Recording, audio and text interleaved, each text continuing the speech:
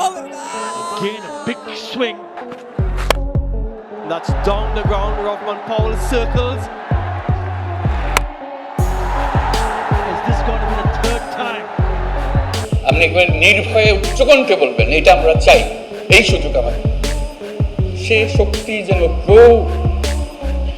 সে নিজের মতো করে গড়ে উঠবে, দেশকে গড়ে তুলবে।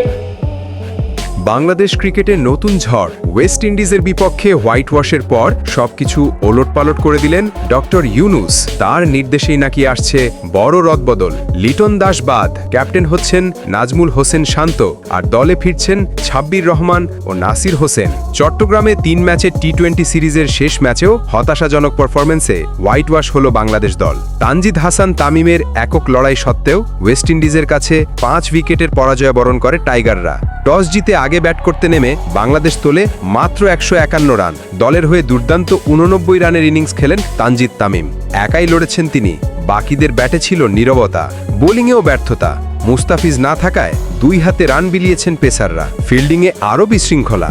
একাধিক সহজ ক্যাচ মিসে সুবিধা নেয় ওয়েস্ট ইন্ডিজ। ফলাফল বাংলাদেশের জন্য আবারও লজ্জার হোয়াইট ওয়াশ। প্রশ্ন উঠছে, বাংলাদেশের ব্যাটিং আসলে কোন পথে যাচ্ছে? টপ অর্ডারে মাঝে মাঝে ঝলক দেখা যায়, কিন্তু মিডল ও লোয়ার অর্ডারে এক কথায় ধস। জাকের আলী, অনিক আর শামীম পাটোয়ারি আর নুরুল হাসান কেউই পারেননি দলের ফিনিশিং টাচ দিতে। আর ওপেনার লিটন দাসও যেন হারিয়েছেন নিজেকে। রানে নেই, আত্মবিশ্বাসেও নেই। ঠিক এই মুহূর্তেই বড় সিদ্ধান্ত নিলেন ডক্টর ইউনুস। দলের ধারাবাহিক ব্যর্থতায় ক্ষিপ্ত হয়ে তিনি ঘোষণা দিয়েছেন দলে নতুন এনার্জি আনতে হবে। যারা ভয় পায়, যারা ফিনিশ করতে পারে না, তাদের বিদায়। তার নির্দেশেই বাদ পড়েছেন লিটন দাস, জাকের আলী, শামীম পাটোয়ারি ও সোহান। আর সুযোগ পেয়েছেন 2 পুরনো আগ্রাসী ক্রিকেটার ছাব্বির রহমান ও নাসির হোসেন। এবং সবচেয়ে বড় খবর, ক্যাপ্টেন হচ্ছেন নাজমুল হোসেন শান্ত।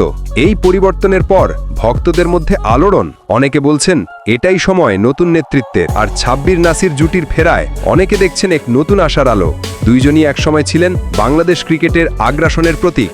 মাঠে এনার্জি, ব্যাটে আগুন, এই 2 গুণটাই এখন দরকার টাইগারদের। বাংলাদেশ ক্রিকেট আবার নতুন অধ্যায়ের সামনে দাঁড়িয়ে।